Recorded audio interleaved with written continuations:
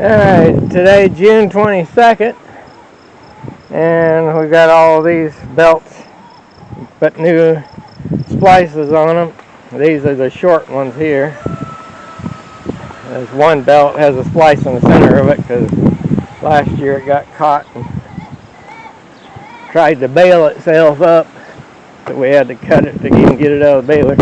These are the long ones. It's got one spot in it that's not the best, but length's not too bad. Got no new joints on it. But one thing I wanted to show somewhere, I forget what video it was I watched, they showed using the drill to take these out. Well, it also works real good for putting them back in. You're not having to fight it. It works itself in without any problem. It just, that saves a lot of time. I've got one belt on, one of the long ones, and the next one is a short, I think, and then the long again. There's 3 shorts and 3 longs. Anyway, I'll see what I can do about putting you up where I can do something here.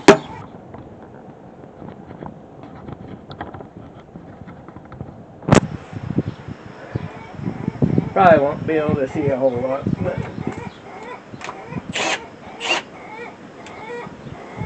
we'll just back the drill out, get another bite on it with the chuck, and they're in there.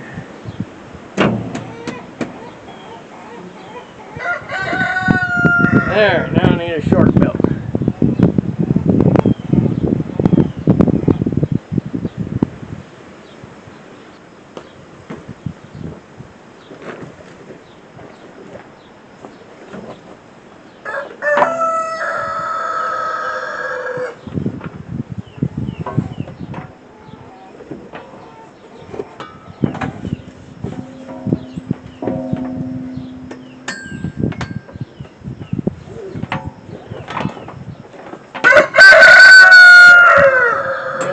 Chickens are a little on the wild side. Roosters.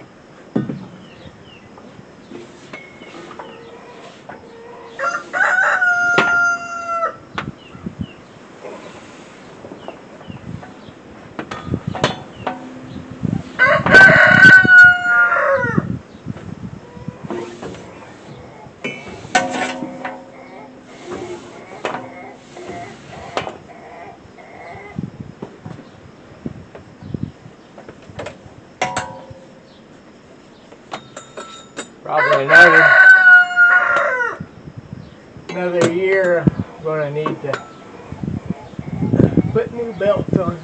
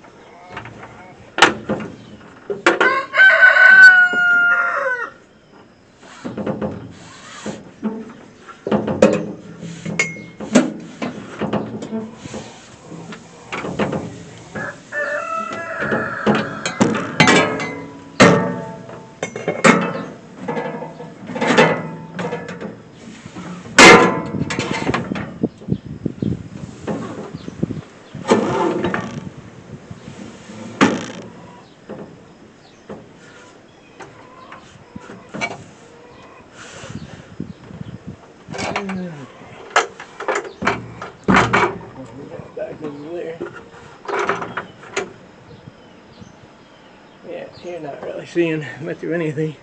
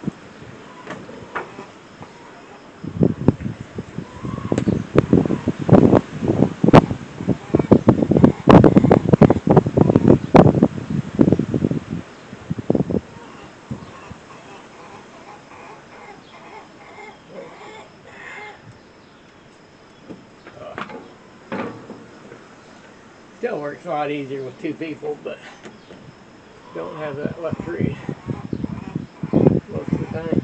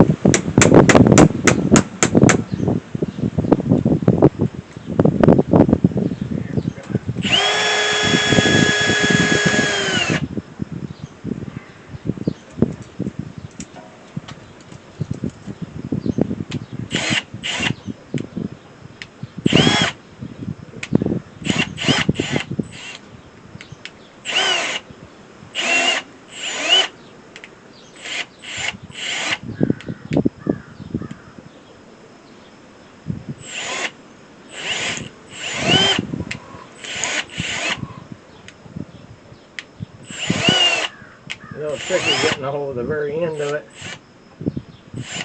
to finish it up, but I think it's in there. Anyway, probably not really seeing this real great, but kind of a long process, and it was not very nice yesterday to be working on it, but we got the I got all the splices. Had to run up to Holton to get more of these splices, more or less to splice one belt.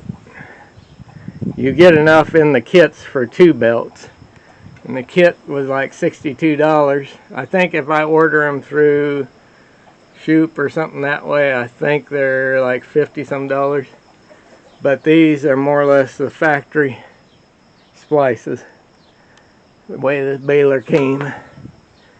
So anyway, we'll see how many more of these can get put on, and need to get started baling here probably another 3 hours.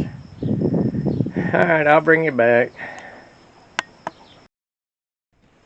Alright, we got all the belts put back on, all the splices put together. I think we're ready to try it. We'll have to wait another hour or 2 at least before I try to do any baling, but this here is a lock that the Vermeers have, so the hydraulics won't drop on you when you're working on it. And there's a stop right in there that takes the tension off the belts. So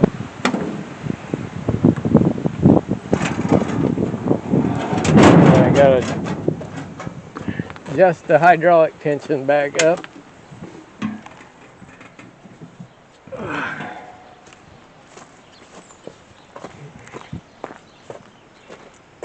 Which is this right here.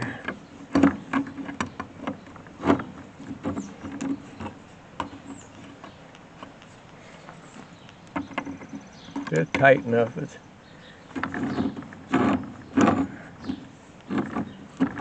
hard to turn by hand.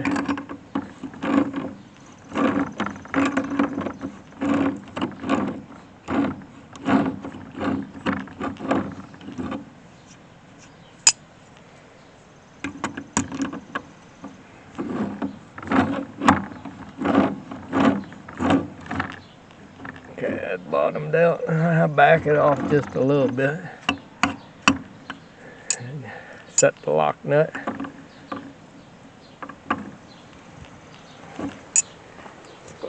Check. Oh yeah, still got quite a bit of grease in it. That's one nice thing about this. It's got the automatic greaser, which gets probably 95% of the spaces that are greasable. Alright, get this thing started up and go from there.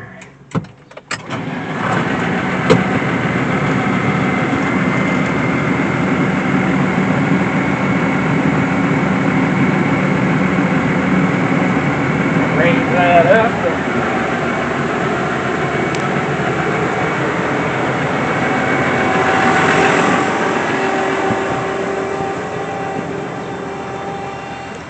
Got to move this lock out of the way. This here got to go up, and it swings back and drops back down.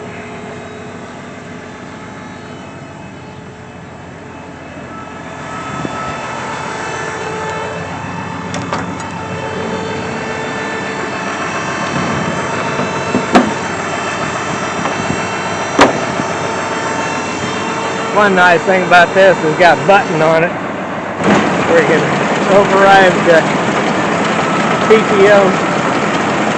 If you hold it for 6 or 7 seconds, it stays on.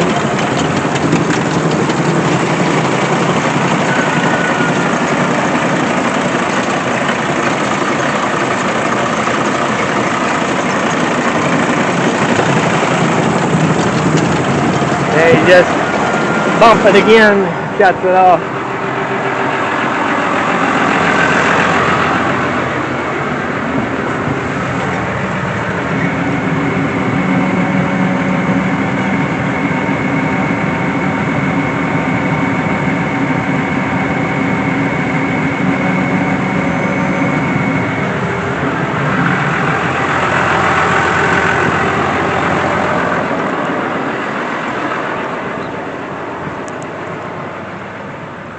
Okay, gate should be closed and latched. Yep. And run it again just to make sure.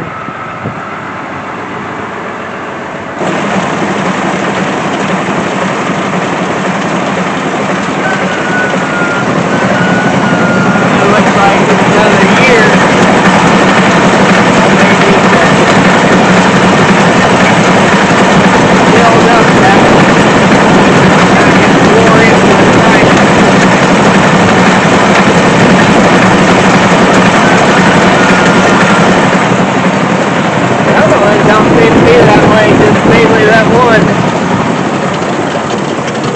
Belt might have been tracking off before. Looks like she's running fairly straight.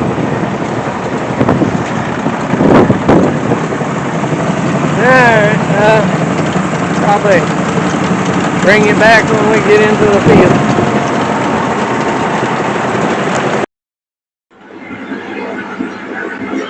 Alright, we're back here in the field baling. Find out if these belts are going to work out. Get them relaced that way.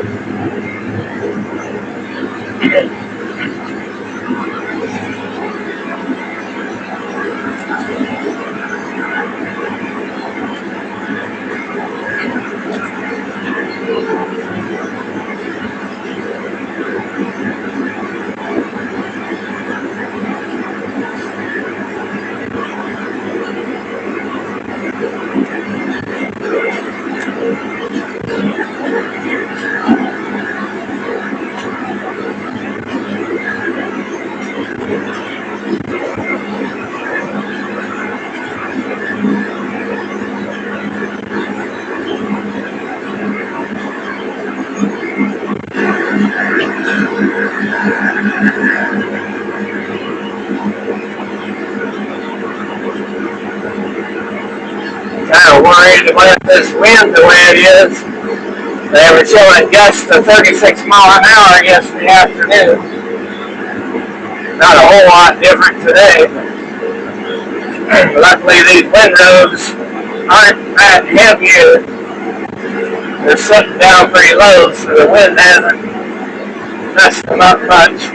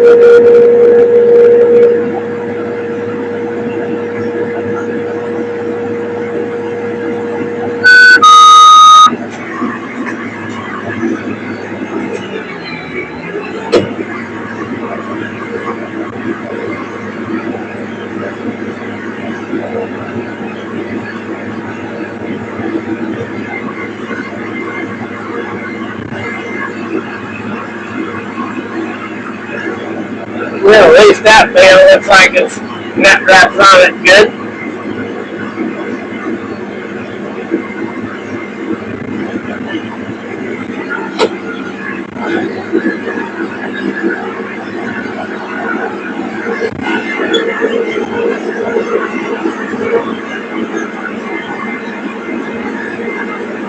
Floating back and forth from 15 to 16% moisture as long as it. It's been right at 24 hours since I cut it down. I got a feeling the next round it'll probably be in the 14 range. You got these cedar trees here kind of blocking it. So as long as you don't get above 16%, shouldn't be any problem.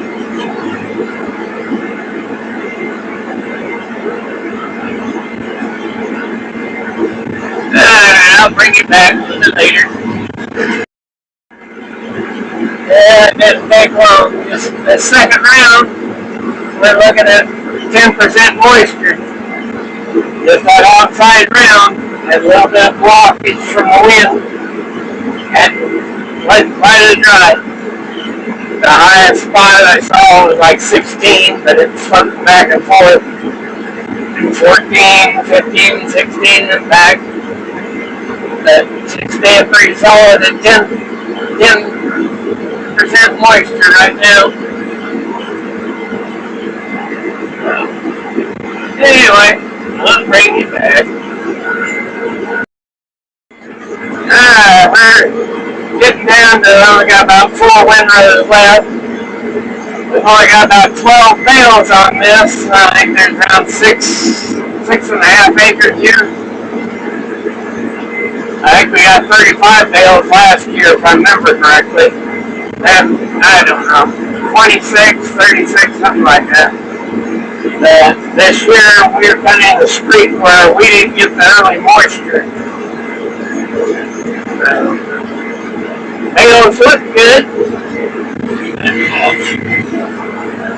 get those belts cut to the same length and get the splices all fixed where they weren't some jagged ends made a big difference.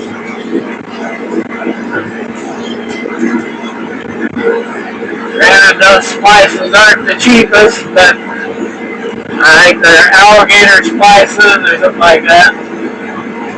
But they're what was originally on these belts. They hold up pretty good.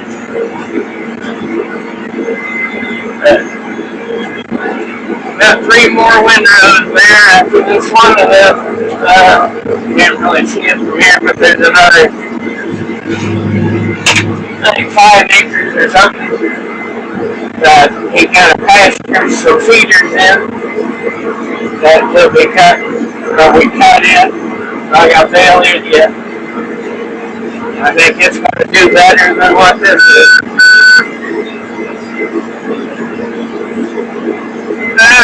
Look out. Bring it back when I get over on that other side again. Alright, we finished that up. We got 25 bales off of about 12 acres. A little bit light. We got one little cigar out there. But they're sold 25 bales, big bales. They're going to be about 1,200 pounds. 4 foot by 5.5 foot. Anyway, that's the end of that. We'll wait and see what this weather does. It's supposed to rain tomorrow. We'll see. If you like the content, give us a thumbs up and subscribe to the channel. And we'll catch you on the next one. Have a good one.